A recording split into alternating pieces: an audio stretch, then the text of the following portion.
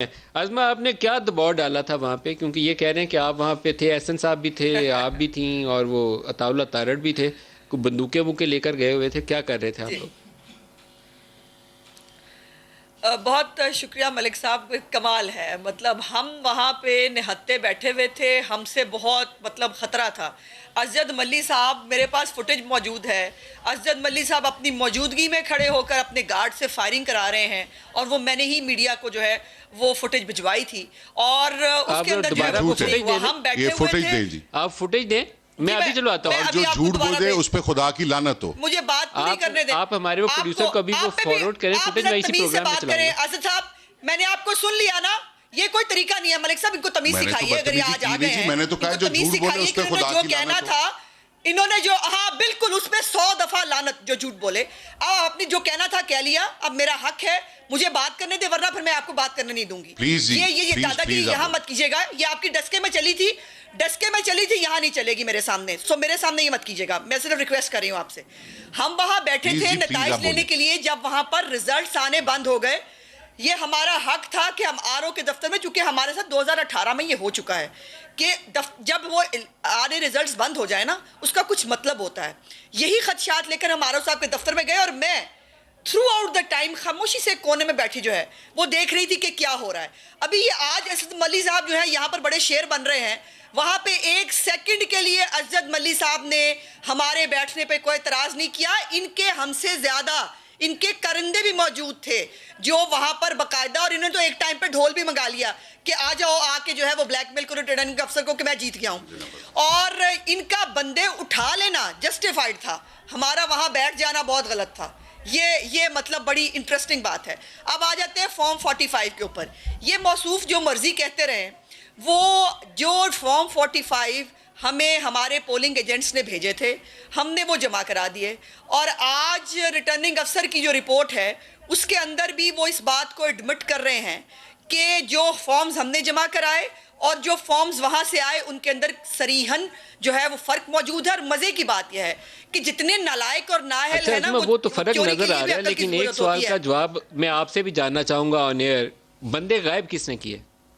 क्योंकि ये जो मरियम की ट्वीट्स हैं जी मैं ये तो बताती जाहिर हूँ कर रही हैं इस कि पे। कोई एक बाकायदा सेट प्लान था, उसके तहत कुछ लोगों ने आए, बंदे उठाए, गायब करके जी ले हाँ, गए, एक जगह जाके बिठाया। वो जगह कौन सी थी, ऐसे किसने उठाए? ऐसे ही है। मैं बताती हूँ जी, मैं बताती हूँ। अब मुझे सिर्फ गुजारिश करने दीजिएगा, ये बड़े इंपॉर्टेंट फैक्ट्स हैं जो आपके प्रोग्राम पे आज मुझे बताने हैं। और राना सनाउल्लाह साहब भी बाय द वे इसके बारे में एक दफ़ा सरसरी सा जिक्र कर चुके हैं। इसमें यह है कि इनका प्रोग्राम और प्लान ये था कि डस्का सिटी जो मेन हब है पीएमएलएन के वोटर्स का, वहां पर पोलिंग बंद रखी जाए। ये असजद मल्ली साहब जरा पूछिए, ये डिग्री कॉलेज वुमेन जो डस्का है उसके अंदर उस्मान डार के साथ 3 घंटे पोलिंग स्टेशन में पोलिंग बंद करवा के अंदर क्या कर रहे थे, पहला सवाल। दूसरी बात यह, प्लान ये था कि डस्का में पोलिंग बंद रखी जाए, और जो ये बाहर के स्पब्स के इलाके हैं पिंडों वाले, वहां पर ये प्रेसिडेंट अफसर को उठाएंगे और उठाने के बाद ये मैनेज करेंगे।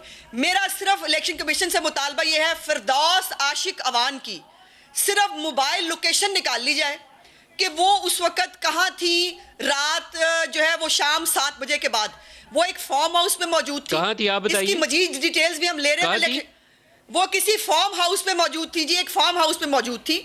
उसकी मजीद डिटेल्स हम इलेक्शन कमीशन के अंदर जमा कराएंगे। हमारे पास आ गई। मजे की बात यह है कि खुद लोग दे रहे हैं। मुझे भी कल फोन आए 1-2 लोगों के जिनको लेकिन फिरदौस आशिक अवान की लोकेशन से और प्रिजाइडिंग ऑफिसर से आपस में क्या रब्ता है, कुछ समझाएंगी आप? क्योंकि मेरा तो सवाल आपसे ये था कि 20 सब बंदे एक जगह पे कहाँ थे, मौजूद थे जी। किसने गायब किए?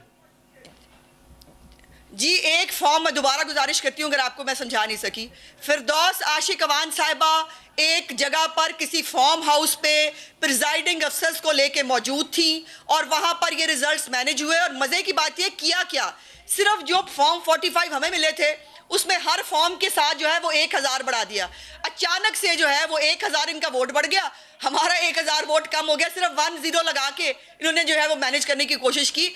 मैं इलेक्शन कमीशन से मुतालबा करूंगी, ये मेरी जरा पार्टी बड़ी भी खबर मुतालबा चलाई थी, करेगी ये इनका कि इल्जाम है। अगर ये इनके ये कह रही 2-3 हैं आज़मा लोगों के, बुखारी कि फिरदौस आशिक अवान 20 प्रिजाइडिंग ऑफिसर्स के साथ एक फार्म हाउस पे मौजूद थी और वहां पे रिजल्ट टेम्पर किया गया, ये आपका इल्जाम है? जी बिल्कुल ऐसे ही है। और फार्म हाउस का नाम बताएंगी? जी बताएंगे जी, इसमें मजीद डिटेल्स भी ला रहे हैं, कुछ फुटेजेस भी आ रही हैं हमारे पास, कुछ आने शुरू हो गई हैं और मजीद एक आधे दिन में वो भी आपको जो है वो बिल्कुल दिखाएंगे और बताएंगे कि कहां पर कैसे कैसे किसको ले जाया जाता रहा। और इनके एक प्रिजाइडिंग अफसर तो बेचारा सामने भी आ गया, जिसने धुंध में गुम होने से इनकार किया था, जिसने कहा मुझे स्पेशल ब्रांच वाले भी लेने आए थे और उन्होंने कहा कि चल के बैठो गाड़ी में और रिजल्ट जो है वहां लेके जाना है। हम आरओ ने इनके सामने, मल्ली साहब सामने बैठे हैं, आरओ के सामने जब वो आए ना जो लापता अफराद थे, उनसे पूछा कि आप क्यों नहीं थे, उन्होंने कहा गाड़ी का मसला थी ये था। आरओ ने कहा मैंने हर एक प्रिजाइडिंग अफसर के लिए अलग-अलग गाड़ी का इंतजाम किया हुआ था कि ये टाइमली पहुंच पाए, लेकिन वो टाइमली नहीं पहुंच पाए और इनके पास कोई जस्टिफिकेशन